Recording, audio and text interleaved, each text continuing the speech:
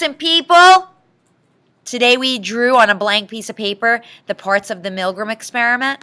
That is Stanley Milgram, who did obedience experiments. We also defined the word compliance. And to comply really means to obey, to follow a request or demand. So I want you to start on this blank piece of paper. You could really take up a whole sheet of paper, and you could start by drawing a man wearing a lab coat. I'm going to do my best drawing it using this computer program.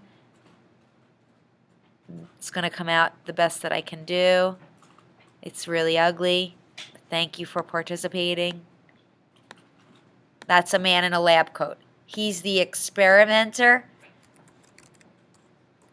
or the authority figure in the experiment.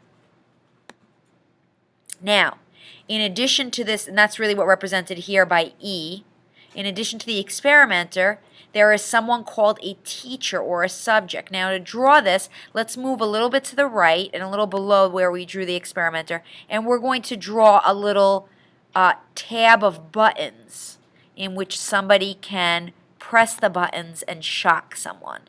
So you can draw little circles in a row. Again, I'm doing my best using this computer program. And the buttons are actually labeled from 15 volts of electricity to 450 volts of electricity.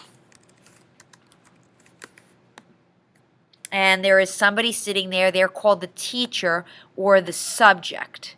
And they can press the buttons to shock somebody.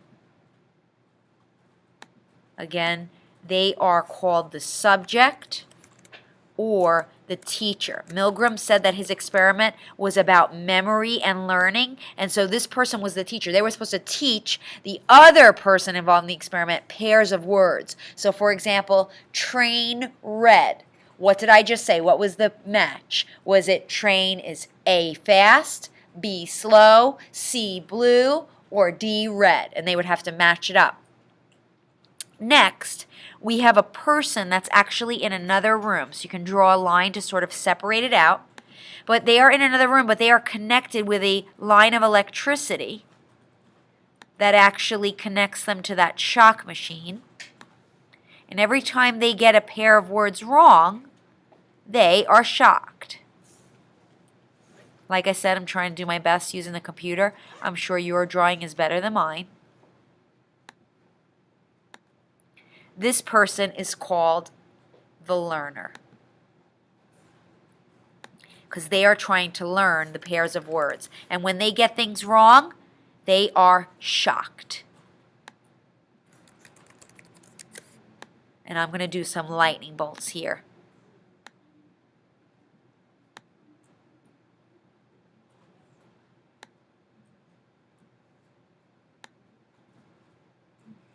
Okay, now, so far, I hope you feel pretty disturbed about this experiment.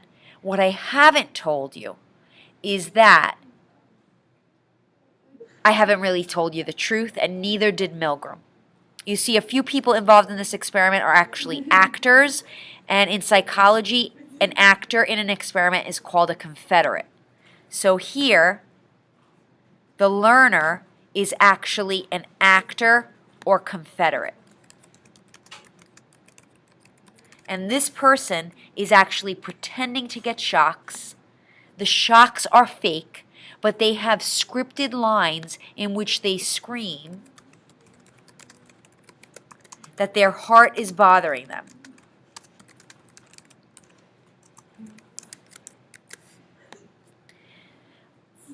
And this person, this subject, is the only one who doesn't know who's going on. The experimenter or authority figure is also a paid confederate in the study.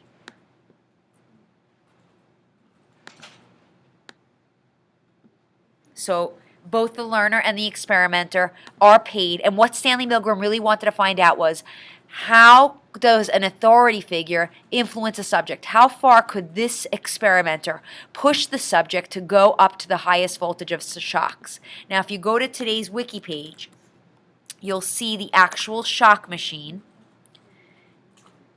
And this is Stanley Milgram's invention, from 15 volts all the way to 450.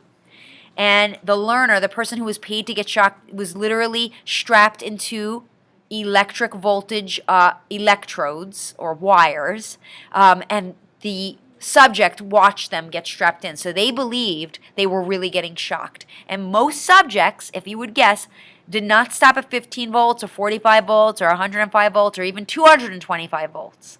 65% of subjects went to the highest level of volts, 450, and you want to write that down. 65% of subjects went to the highest level of shock. That is the person who was really being tested. Stanley Milgram wanted to see, could everyday good Americans go all the way up to this highest level of voltage, even though they hear somebody screaming? 65% of subjects went to the highest voltage of 450 volts. Now, this shocked most people. Most people thought Americans would never do something to harm somebody. But Stanley Milgram's experiment shows that when an authority figure is present, Americans are likely to obey. This experiment was replicated by ABC, and that's what you're going to watch next on YouTube. It's available for free. And I want you to write me back in an email what you think. Is obedience scarier than disobedience? You only have to watch like the first 25, 26 minutes.